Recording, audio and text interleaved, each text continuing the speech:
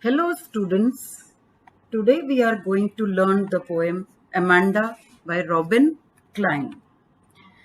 Let's begin today's lesson by getting to know the poet. Robin Klein is an Australian author of books for children. She was born on 28th February 1936 in Kempsey, Australia. She has written more than 40 books. Some of her very famous books are Hating Alison Ashley, Came Back to Show You I Could Fly, Halfway Across the Galaxy, and Turn Left, among others. Now let's look at the learning objectives. The students will be able to read and recite the poem with proper intonation. They will be able to identify the poetic devices and broaden their vocabulary. They will be able to answer the questions related to the poem. Let's quickly read the first two stanzas of the poem. Don't bite your nails, Amanda. Don't hunch your shoulders, Amanda. Stop that slouching and sit up straight, Amanda.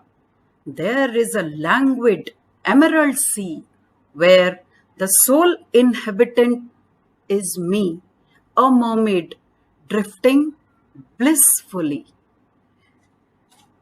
So now that we have read the first two stanzas, let's understand them in detail. Stanza 1.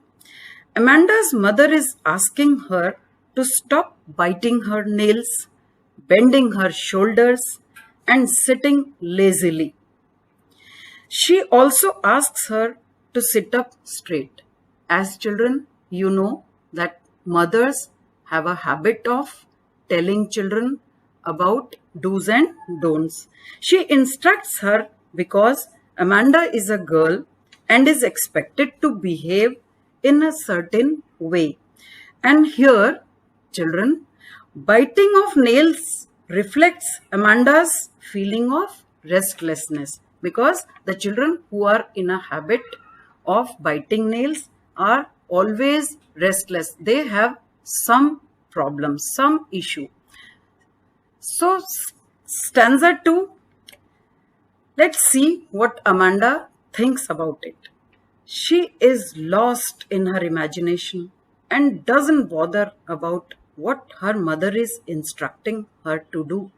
She imagines herself in a small island where the sea is calm, very peaceful, and looks greenish like an emerald. You know, children, emerald is a precious stone and it is green colored stone. She imagines that she is the sole inhabitant, only inhabitant on that island. She wants to roam around freely and blissfully, just like a mermaid. On the island, she wishes to be free and be on her own. Now, let's move on to the vocabulary and poetic devices. Vocabulary is hunch means lower down, slouching means bending down, languid means calm, emerald means green precious stone, inhabitant means dweller, blissfully means in a state of bliss, happiness, joy. Poetic devices used are rhyme scheme of the stanzas is A, C, C, Amanda, Amanda, straight, Amanda, see, me, blissfully. Repetition is Amanda, Amanda, don't bite, don't hunch. As you see, Amanda is repeated, don't is repeated. Metaphor. Use of word emerald sea for green color of sea being similar to the color of emerald. Imagery. Drifting blissfully. Alliteration. Stop that slouching and sit up straight. Allusion. Mermaid is a well-known imaginary creature. So now let's quickly move on to stanzas 3 and 4. Did you finish your homework, Amanda? Did you tidy your room, Amanda? I thought I told you to clean your shoes, Amanda. I am an orphan roaming the street. I pattern soft dust with my hushed bare feet. The silence is golden. The freedom is sweet. All right, students, we have read these stanzas. Let's discuss them in detail. In stanza 3, Amanda's mother asks her whether she has finished her homework and cleaned her room or not, and also if she has polished her shoes, as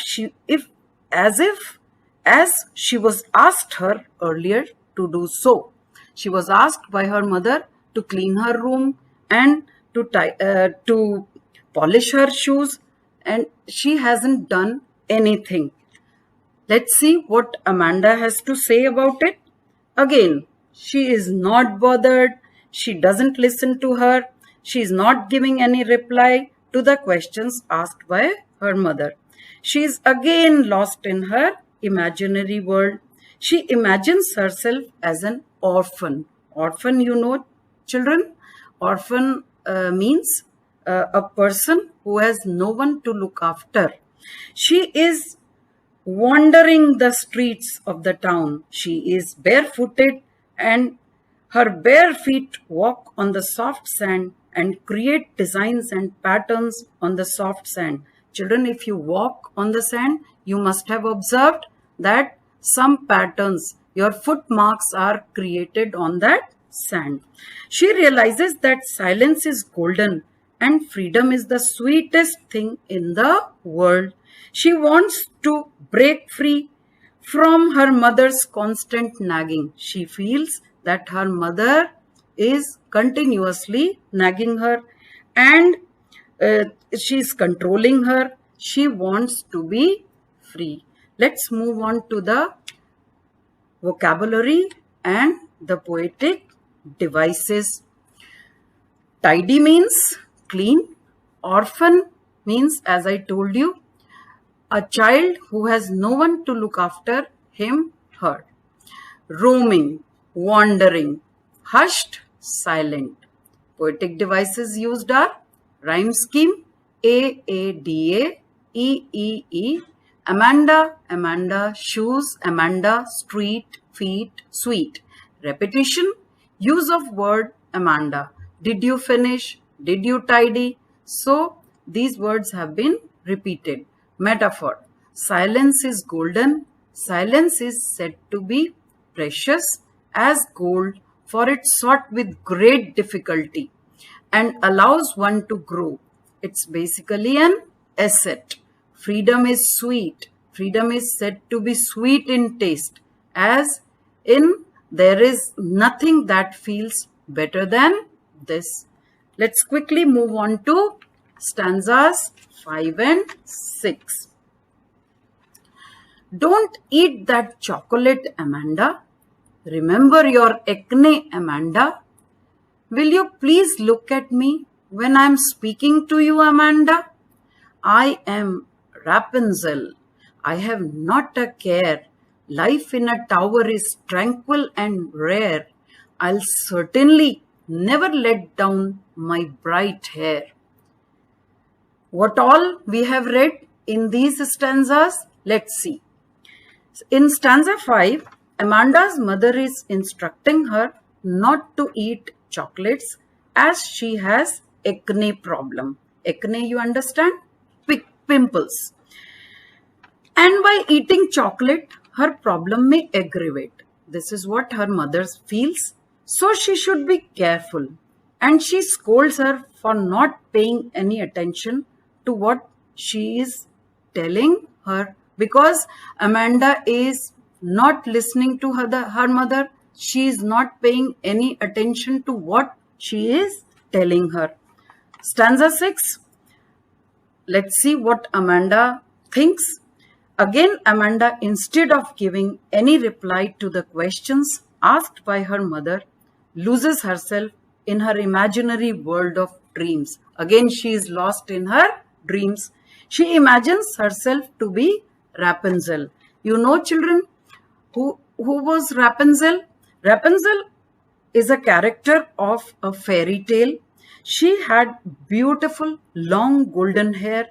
In the fairy tale, she lets down her hair for the enchantress to climb up. Like her, she doesn't care for anybody. She lives quietly alone in a tower like Rapunzel.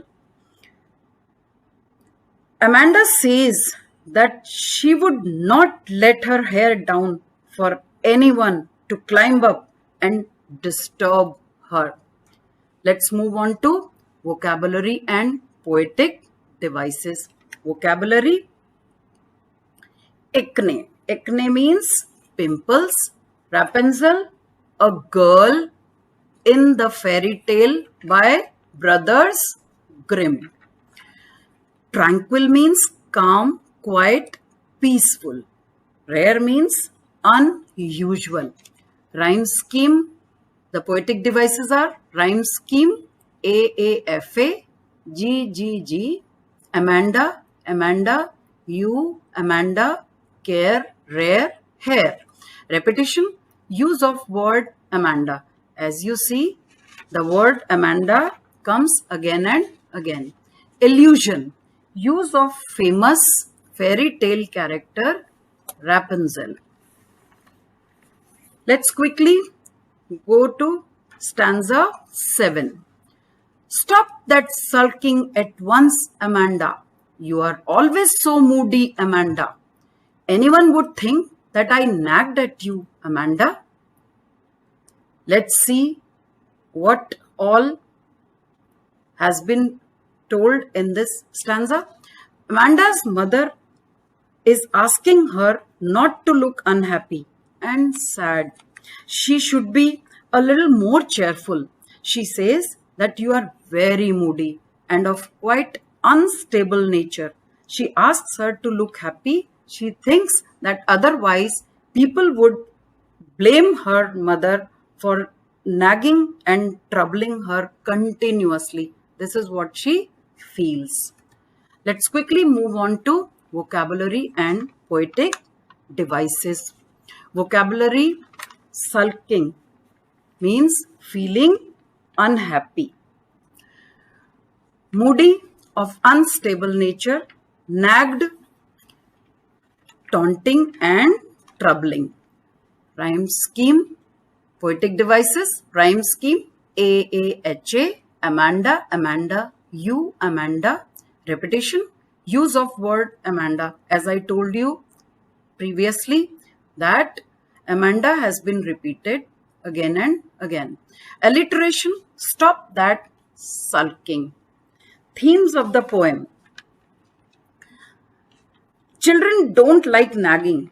They don't like overprotection of the parents. A child wants freedom. He doesn't appreciate unwanted instructions given by the parents. Any kind of interference curtails their freedom. Message of the poem.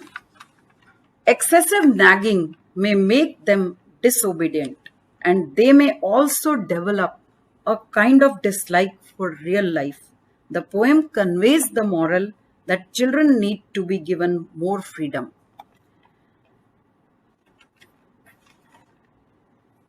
Let us see what the poem is all about at a glance. Childhood is a period when children indulge in fantasies, but when they start growing up, their parents expect them to behave more responsibly. Parents start nagging and giving instructions at every step. Children don't want to be instructed and guided the way their parents want. They feel that their freedom is being curtailed. It happens with you also, children, because you also want to be free. The poem Amanda is about a small child whose parents are constantly nagging her about what to do and what not. Amanda doesn't bother what her mother wants. She is lost in her dreamy world. She imagines as if she were in a quiet emerald island. There is no one there except her. There she moves around freely and blissfully, joyfully, just like a mermaid. She imagines herself as Rapunzel, living in a lonely tower. In that tower, life is free from all cares. It is rare peace and tranquility that prevails there all the time. She feels that in that tower there is peace all the time, a peaceful atmosphere.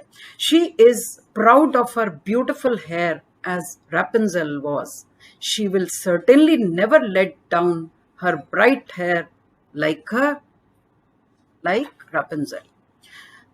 So learning outcomes are students will be able to increase their vocabularies. They will be appreciating and understanding the poetry as a literary art form.